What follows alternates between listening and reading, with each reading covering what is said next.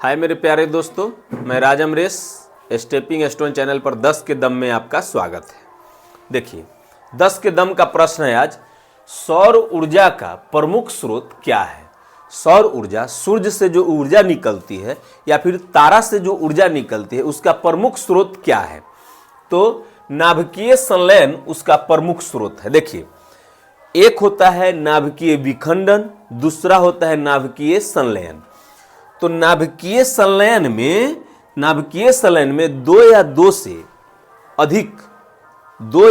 अधिक न्यूट्रॉन मिलके, दो या दो से अधिक नाभिक, छोटे छोटे नाभिक मिलके एक बड़े नाभिक का निर्माण करते हैं, उसे नाभिकीय संलयन कहते हैं। संलयन मतलब जुड़ना। और नाभिकीय विखंडन में एक बड़े नाभिक पर न्यूट्रॉन का प्रहार किया जाता है, जिससे कि अन्य नाभिक का निर्माण होता है, छोटे छोटे नाभिक का निर्माण होता है, जिसे कहते हैं नाभिकीय विखंडन। नाभिकीय विखंडन अभिक्रिया दो तरह की होती है। नाभिकीय विखंडन अभिक्रिया दो तरह की होती है, एक अनियंत्रित और दूसरा नियंत्रित। ठीक है, अब देखिए पॉइंट में समझते हैं सौर ऊर्जा का प्रमुख स्रोत क्या है। तो सौर ऊर्जा का प्रमुख स्रोत नाभिकीय संलयन अभिक्रिया है। तो नाभिकीय संलयन अभिक्रिया किसमें किसमें होती है। एक होती है हाइड्रोजन बम में। हाइड्रोजन बम में नाभिकीय संलयन अभिक्रिया होती है। और सूर्य से जो रोशनी निकलती है उसका भी मुख्य कारण है नाभिकीय संलयन। नाभिकीय संलयन में क्या होता है, छोटे छोटे नाभिक मिलकर एक बड़े नाभिक का निर्माण करती है। अच्छा, नाभिकीय संलयन अभिक्रिया के लिए 10 के पावर 8 केल्विन का ताप चाहिए। नाभिकीय संलयन अभिक्रिया के लिए 10 के पावर 8 केल्विन का ताप चाहिए, तब जाके संलयन की अभिक्रिया शुरू होती है। सोचिए इतना ताप ना।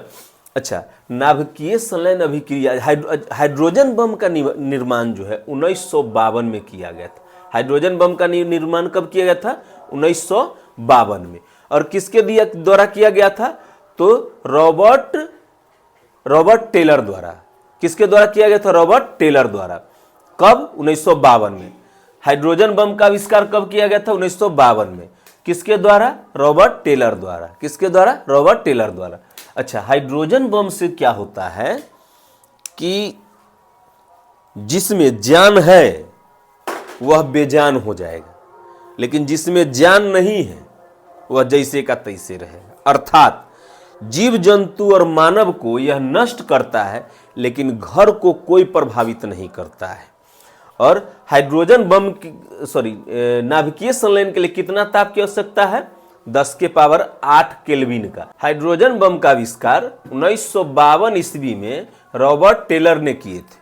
क्या नाम है उनका, रॉबर्ट टेलर। अच्छा, तीसरा पॉइंट देखिए, एक बार समझते हैं गुरुत्वीय त्वरण। गुरुत्वीय त्वरण क्या है, जब दो वस्तु के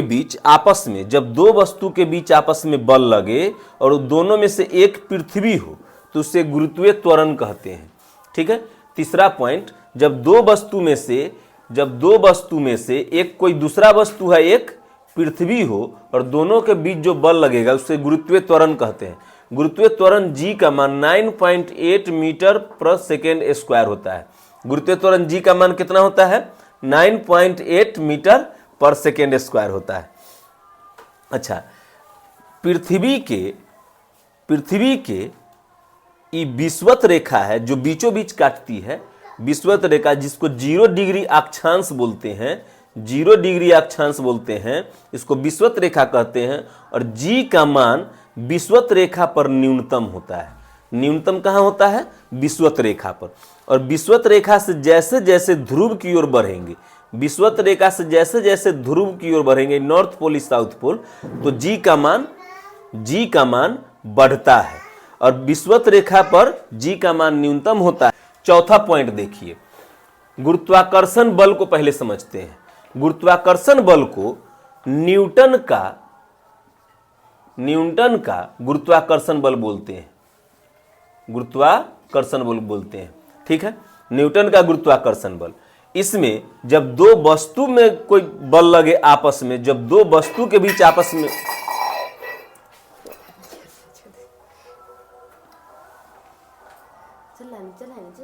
जो चल पक हम देंगे नीचे देंगे।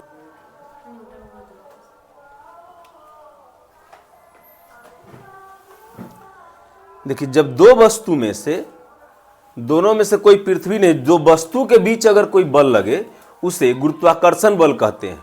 और बल का मात्रक, बल का एसआई मात्रक क्या होता है? बल का एसआई मात्रक होता है न्यूटन। बल का एसआई मात्रक न्यूटन।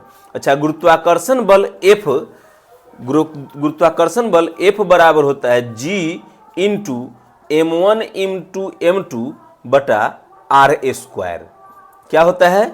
एफ बराबर गुरुत्वाकर्षण बल, जब दो वस्तु के बीच बल लगे उसे गुरुत्वाकर्षण बल कहते हैं।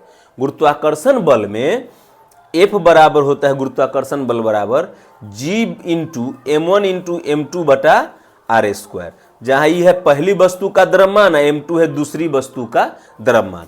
और g का जो मान है, g का मान होता है 6.67 गुने 10 के पावर -11 न्यूटन प्रति metre square, newton metre square प्रति केजी स्क्वायर। जी का मान कितना होता है? जी का मान होता है, कैपिटल जी का मान 6.67 गुने 10 के पावर -11 न्यूटन मीटर स्क्वायर प्रति केजी स्क्वायर। कैपिटल जी का मान क्या होता है? 6.67 गुने 10 के पावर -11 न्यूटन मीटर स्क्वायर प्रति केजी स्क्वायर। पांचवा पॉइंट देखिए, पांचवा पॉइंट नाभिकीय विखंडन। आते हैं अब नाभिकीय विखंडन पर। तो नाभिकीय विखंडन में क्या होता है कि एक बड़े से नाभिक पर न्यूट्रॉन के प्रहार से उसको तोड़ा जाता है, तो टूटता है कई छोटे छोटे नाभिक में, ठीक है। उसी को नाभिकीय विखंडन कहते हैं। नाभिकीय विखंडन दो तरह का होता है, एक होता है नियंत्रित नाभिकीय विखंडन, दूसरा होता है अनियंत्रित नाभिकीय विखंडन। अच्छा समझिए, नियंत्रित नाभिकीय विखंडन का प्रयोग कहां होता है? छठा पॉइंट, नियंत्रित नाभिकीय विखंडन का प्रयोग, नियंत्रित नाभिकीय विखंडन का प्रयोग कहां होता है? तो देखिए, एनरिको फर्मी का नाम सुने होंगे। एनरिको फर्मी, जो एनरिको फर्मी अमेरिका के थे। अमेरिका में शिकागो विश्वविद्यालय, शिकागो विश्वविद्यालय शायद अमेरिका में है। एनरिको फर्मी शिकागो विश्वविद्यालय में सबसे पहले नियंत्रित नाभिकीय विखंडन अभिक्रिया के प्रयोग करके 1942 ईस्वी में परमाणु भट्टी बनाते हैं, परमाणु रिएक्टर। प्रथम परमाणु रिएक्टर कौन बनाए? Enrico Fermi. क्या नाम था? Enrico Fermi. प्रथम परमाणु भट्टी कौन बनाए जिससे नाभिकीय रिएक्टर कहते हैं? Enrico Fermi. कब बनाए? 1942 में। तो परमाणु भट्टी जो होता है वह नियंत्रित नाभिकीय विखंडन अभिक्रिया होता है। नियंत्रित नाभिकीय विखंडन अभिक्रिया कैसे होता है समझिए। एक बड़े से नाभिक पर न्यूट्रॉन का प्रहार करके इसको तोड़ा जाता है, तो ये तीन भाग में टूटता है, ठीक है। तो यहां पर और यहां पर कैडमियम का क्षर, सातवां पॉइंट, कैडमियम का क्षर, क्या कहते हैं इसको? कैडमियम या बोरॉन का क्षर, कैडमियम या बोरॉन का क्षर लगा के इन दोनों को कंट्रोल कर लिया जाता है, इसको सोख लेता है। कैडमियम या बोरॉन का क्षर लगा के इन दोनों को सोख लिया जाता है, तो बचता है फिर एक नाभिक, ठीक है। तो इन दोनों को कंट्रोल कर लिया गया, इसीलिए यह नियंत्रित नाभिकीय विखंडन अभिक्रिया कहलाती है। तो अगर कहेगा कि नियंत्रित नाभिकीय विखंडन अभिक्रिया में कंट्रोलर के रूप में यानी इसको नियंत्रित करने के लिए किस चीज का क्षर का प्रयोग किया जाता है ना? तो किस चीज का? कैडमियम या बोरॉन के क्षर का प्रयोग किया जाता है। किसका क्षर का प्रयोग किया जाता है? कैडमियम या बोरॉन का। अच्छा, आठवां पॉइंट, नाभिकीय रिएक्टर में शीतलक के रूप में ना, शीतलक के रूप में किसका प्रयोग किया जाता है?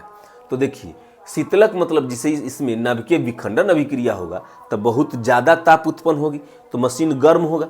तो इसमें शीतलक या मंदक के रूप में किसका प्रयोग किया जाता है? ड्यूटेरियम ऑक्साइड का या ग्रेफाइट का। ड्यूटेरियम ऑक्साइड का जब प्रयोग होता है भारी जल, इसको क्या कहते हैं, भारी जल। तो ड्यूटेरियम ऑक्साइड भारी जल का जब प्रयोग किया जाता है शीतलक या मंदक के रूप में, तब रिएक्टर को कहा जाता है स्विमिंग पूल रिएक्टर। क्या कहा जाता है, स्विमिंग पूल रिएक्टर। कब, जब शीतलक या मंदक के रूप में भारी जल का प्रयोग किया जाता है। शीतलक या मंदक के रूप में जब ग्रेफाइट का प्रयोग किया जाता है ना, ग्रेफाइट का प्रयोग किया जाता है, बताता ना जहां लिखल हो तो, हाँ हो गई।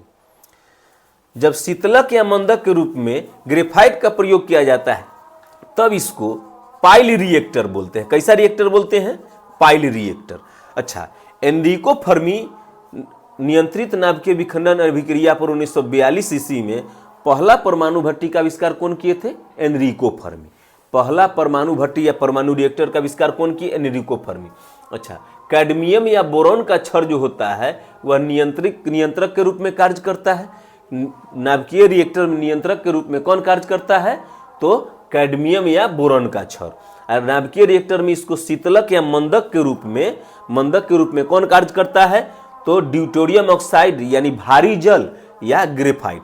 जब ड्यूटेरियम ऑक्साइड का प्रयोग किया जाता है तो उसको क्या बोलते हैं, स्विमिंग पूल रिएक्टर। और जब ग्रेफाइट के रूप में प्रयोग किया जाता है, जब ग्रेफाइट का प्रयोग किया जाता है तब इसको पाइल रिएक्टर बोलते हैं। क्या बोलते हैं, पाइल रिएक्टर। अच्छा, 9वां पॉइंट देखिए, परमाणु बम। परमाणु बम वो कौन सा था, हाइड्रोजन बम। ये कौन है, परमाणु बम। इसका आविष्कार 1942 से 45 के बीच ना अमेरिका में हुआ था ना। मैनहट्टन प्रोजेक्ट के तहत, अमेरिका में एक जगह है मैनहट्टन ना, मैनहट्टन, उसी प्रोजेक्ट के तहत 1942 से 45 ईस्वी में परमाणु बम का आविष्कार हुआ ना। परमाणु बम का आविष्कार 42 से 45 में कहाँ हुआ, मैनहट्टन प्रोजेक्ट के तहत किया गया था। अच्छा, परमाणु बम के आविष्कारक कौन थे, परमाणु बम के आविष्कारक कौन थे, तो परमाणु बम के आविष्कारक थे रॉबर्ट ओपेनहियर। ओपेनहियर, क्या नाम था, रॉबर्ट ओपेनहियर। परमाणु बम के आविष्कारक कौन थे, रॉबर्ट ओपेनहियर। परमाणु बम के आविष्कारक कौन थे, रॉबर्ट ओपेनहियर। किस प्रोजेक्ट के तहत परमाणु बम का आविष्कार किया गया, मैनहट्टन प्रोजेक्ट के तहत ना। कौन किया, रॉबर्ट ओपेनहियर के देख रेख में किया गया था। कहां हुआ था, अमेरिका में। अच्छा, परमाणु बम के बारे में जान लेते हैं कि पहला परमाणु बम और दूसरा परमाणु बम, आज तक 2 परमाणु बम छोड़ा गया है ना, और दोनों छोड़ा गया है जापान पर। दोनों कहां छोड़ा गया है, जापान पर। एक छोड़ा गया है लिटिल बोआ,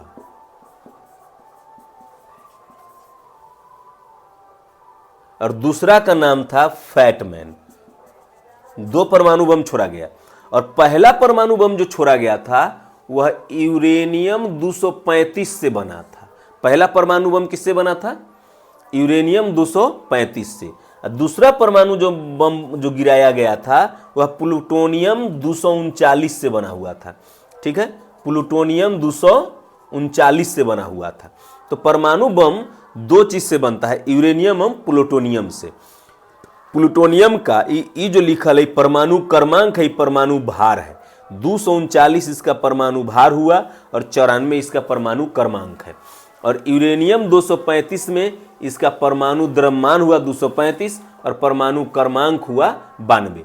परमाणु क्रमांक क्या होता है, जैसे हाइड्रोजन में हाइड्रोजन 1 पर है तो उसका परमाणु क्रमांक 1 हुआ। इसी तरह से यूरेनियम 92 पर है तो इसका परमाणु क्रमांक यूरेनियम का 92 हुआ। अब परमाणु क्रमांक जो होता है, परमाणु क्रमांक जो होता है वह होता है प्रोटॉन की संख्या। प्रोटॉन की संख्या होता है, प्रोटॉन की संख्या। अब परमाणु द्रव्यमान जो होता है, परमाणु द्रव्यमान में प्रोटॉन प्लस न्यूट्रॉन होता है। परमाणु द्रव्यमान में कौन कौन होता है, प्रोटॉन और न्यूट्रॉन। तो इसमें 239 है तो इसमें प्रोटॉन और न्यूट्रॉन दोनों जोड़ा गया होगा। यही है केवल प्रोटॉन की संख्या। ठीक है, अब समझिए जापान का पहला शहर जहां लिटिल बुआ छोड़ा गया उसका नाम था हिरोशिमा। ये छोड़ा गया था 6 अगस्त 1945 को। पहला परमाणु बम जापान पर लिटिल बुआ के नाम से छोड़ा गया, वह 6 अगस्त 1945 को छोड़ा गया। ये बना हुआ था किससे? यूरेनियम 235 से ना। यूरेनियम का परमाणु क्रमांक यानी प्रोटॉन की संख्या 92, परमाणु द्रव्यमान 235। अच्छा देखिए, दूसरा जो जापान पर छोड़ा गया 9 अगस्त 1945 को दूसरा परमाणु बम छोड़ा गया जो था नागासाकी पर। नागासाकी पर छोड़ा गया था, ठीक है, जो जापान को तहस नहस करके छोड़ दिया दूसरे विश्व युद्ध में। अच्छा, 10वां पॉइंट समझिए। 10वां पॉइंट है मेरे दोस्तों, 10वां पॉइंट न्यूट्रॉन बम। अब आया है न्यूट्रॉन बम। न्यूट्रॉन बम इस सबसे भी, परमाणु बम और हाइड्रोजन बम से भी ज्यादा खतरनाक है। सबसे ज्यादा हानिकारक न्यूट्रॉन बम होगा और इसका आविष्कार अमेरिका में 1977 में किया गया है, न्यूट्रॉन बम, ठीक है। अब न्यूट्रॉन बम भी आ गया है। पहले परमाणु बम था जो हाइड्रोजन बम से कम खतरनाक था, तो परमाणु बम से ज्यादा खतरनाक हाइड्रोजन बम, हाइड्रोजन बम से ज्यादा खतरनाक न्यूट्रॉन बम, ठीक है। अब आज के लिए इतना ही।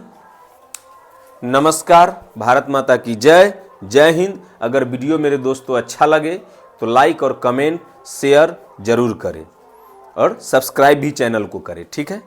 जय हिंद, जय भारत।